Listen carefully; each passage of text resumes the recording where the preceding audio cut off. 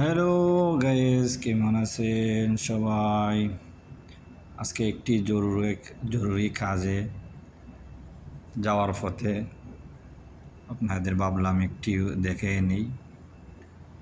রোমানের রাস্তাঘাট, পাহাড় কেটে কেটে রাস্তা বানানো হয়েছে। এত বড় বড় পাহাড় দেখেন, উঁচু পাহাড়, সব পাথরের পাহাড়। এই পাথরের পাহাড় কেটে কেটে কি সুন্দর রাস্তা বানিয়েছে। আল্লাহু আকবার। আল্লাহ মানুষে কি জ্ঞান দিয়েছে এবং কি সুন্দরভাবে রাস্তা বানিয়েছে। ওমানের সব জায়গায় পাহাড়ি, ওমান পুরাটাই পাহাড়ি। দেখেন কি পাহাড়, কোনো কিছু নাই, গাছপালা কিছুই নাই।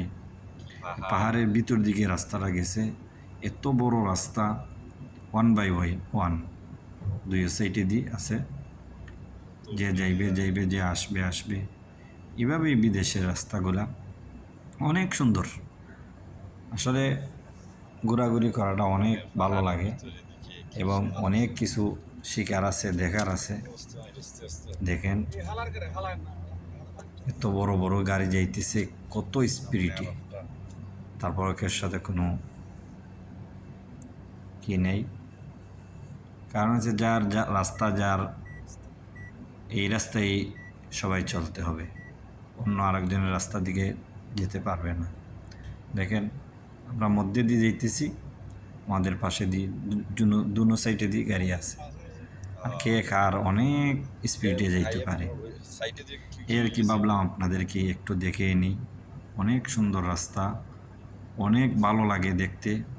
চতুর্দিক পাহাড় আর পাহাড়, সব কিছু পাহাড় হয়েছে পাথরের পাহাড়, লাল পাথর, অনেক সুন্দর দেখতে, অনেক ভালো লাগে। আমাদের দেশে তো এইরকম না।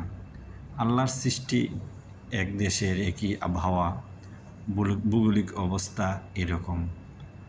দেখেন এত গরম গাড়ির বাইরে, আমরা তো চতুর্পাশের গ্লাস বন্ধ করে, ভিতর থেকে কোনো আওয়াজ আসে নাই, ভিতরে কোনো আওয়াজ নেই, একদম বোঝা যাইতেছে ঘরের ভিতরে বসে আছি এরকম। বাইরে অনেক গরম, অনেক আওয়াজ, বিভিন্ন গাড়ির বিভিন্ন ধরনের আওয়াজ, বিভিন্ন গাড়ির বিভিন্ন রকম আওয়াজ আসে, বা ধোঁয়ার একটি গন্ধ আসে। এই আর কি, গাড়ির ভিতরে বসলে বোঝা যাইতেছে আমি ঘরের ভিতরে বসা আছি, আর ভিতর থেকে বসে বসে আমরা অনেক কিছু দেখতেছি, আপনাদেরকে দেখাইতে পারতেছি। দেখেন অনেক সুন্দর, কি বড় পাহাড়, কি উঁচু পাহাড়, খুব সুন্দর লাগে। বাইরের দিকে বাড়াইলে তো আওয়াজে আপনারও আওয়াজ বুঝতে নেই, কারণ হচ্ছে অনেক স্পিডে বর্তমানে গাড়ি আছে, 120-এ গাড়ি চলতেছে। বাইরে যদি জানলা খোলা হয় তাহলে আওয়াজে কোনো কিছু বোঝা যাবে না, শা শব্দ করবে।